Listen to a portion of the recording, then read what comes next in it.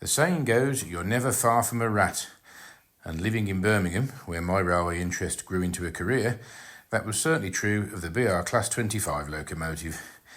A common sight in the West Midlands and pretty much everywhere else in the UK. Probably my best recollection of these popular little engines was heading into New Street on a summer Saturday for the 12 o'clock to Aberystwyth, usually off platform 4, with a pair of rats on the front, which would then be sampled up to Wolverhampton, the extent of my validity on a travel card. I hope you enjoyed today's video, and don't forget to watch out for the bonus images that proved a great hit in our last video. Please like and comment, and importantly subscribe to the channel. Enjoy the video.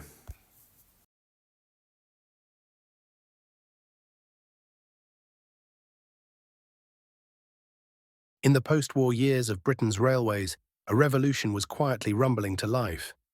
Steam was out, and diesel was in. Among the unsung heroes of this transformation stood a rugged, unassuming locomotive, the Class 25. Nicknamed the Rats, these machines weren't flashy, they weren't record breakers, but they were everywhere, and they kept the wheels of British rail turning through 2 decades of dramatic change. By the late 1950s, British Railways was under pressure. The modernisation plan of 1955 promised a new era of efficiency, with diesels and electrics replacing the old steam fleet. Among the early fruits of this shift were the Type 2 diesel electrics, a new category of medium-power locomotives designed for mixed traffic duties. The Class 25s emerged from this initiative, specifically from the Derby Type 2 design. They were intended to take over local passenger services, freight workings, and even banking duties across steep gradients. And with 327 examples built between 1961 and 1967, they were the third most numerous diesel class ever constructed in the UK.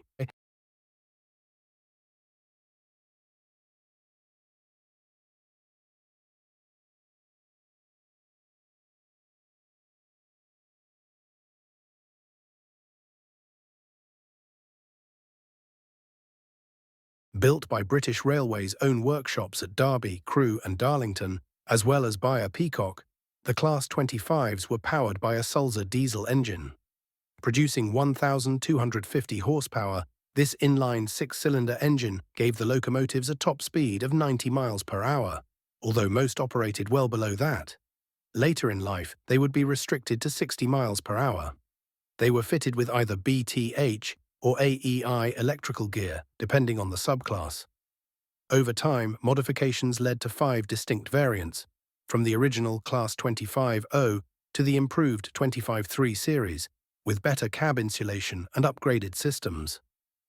An engineer is quoted as saying, "They were simple, but that was their strength." Crews found them reliable, if a little noisy. You'd hear a rat coming from miles off.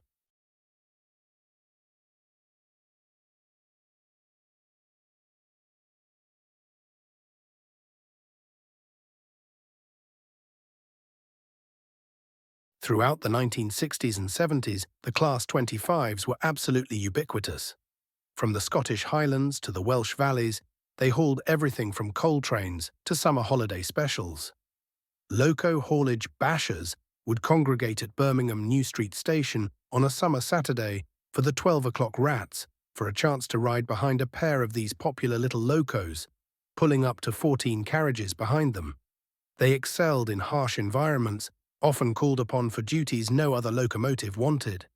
In winter, many were fitted with snowplows.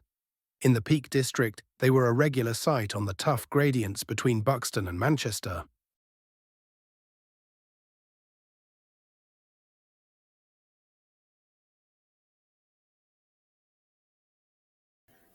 We hope you're enjoying this video.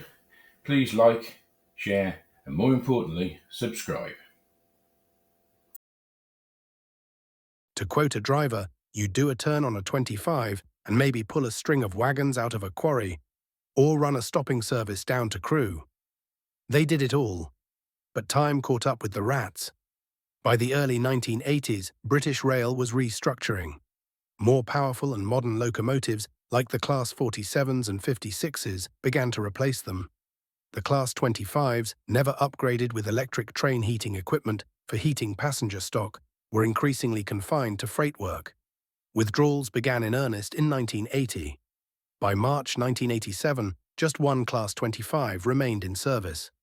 When it was retired that year, it marked the end of the line for a class that had once numbered over 300.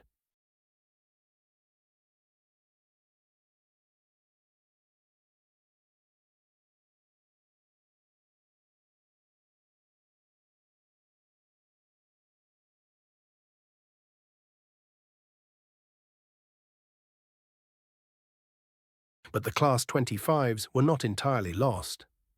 Thanks to the dedication of preservation groups and enthusiasts, no fewer than 20 examples have been saved. Today they can still be seen and heard, hauling trains on heritage lines across the UK. A fan of the Class 25 locomotives told me, "It's that distinctive Sulzer sound. You hear it and it takes you right back." For many of us, the 25s were the soundtrack of our childhood rail journeys. One example was even upgraded in 1985 for test train duties and survives today in working order. It serves as a living tribute to the legacy of these tough, dependable locomotives.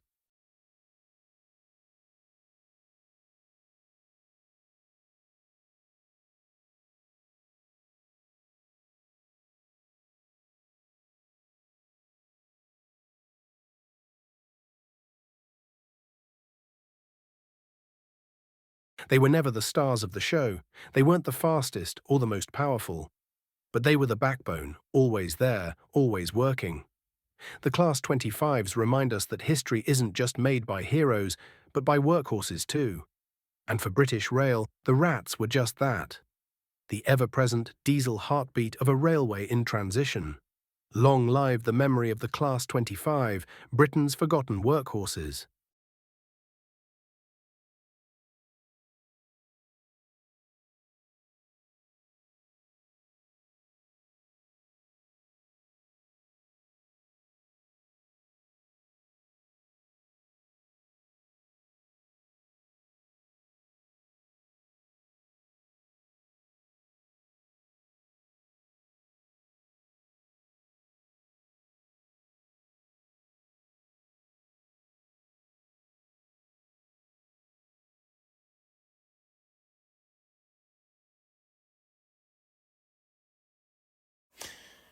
Once again, we bring you On This Day in History, an extract from the actual logbooks kept by Saltley depot staff for locos coming onto and leaving the shed at Saltley.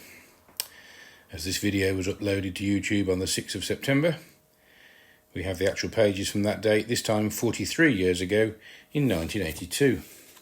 It's just the one image this week because that was a weekend, so there were less locos about.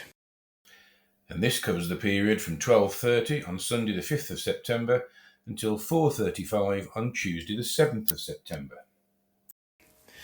A few rats about this time.